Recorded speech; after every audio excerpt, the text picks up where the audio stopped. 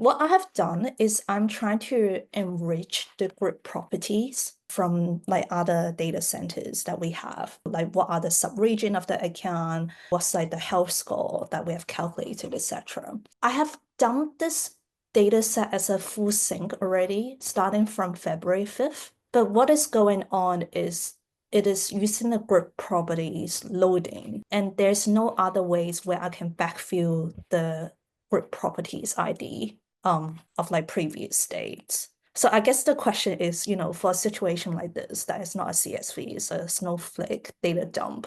How do I do a proper reference table for people to use? I think it's profile properties. Again, I'm going from muscle memory a little bit. I do believe this profile properties essentially solves that scenario where we would map the property billing country to whatever is relevant. So maybe we can chat through that with Carolyn, who's the PM who owns this kind of Snowflake side of things. But Okay. I think Um, that profile properties that I just linked would be the best bet. Or mutability, yeah. Data mutability essentially allows you to mutate data that's already been sent in from Snowflake. So that also might be a good bet. Again, we can kind of like work through collaboratively the use cases. thank you.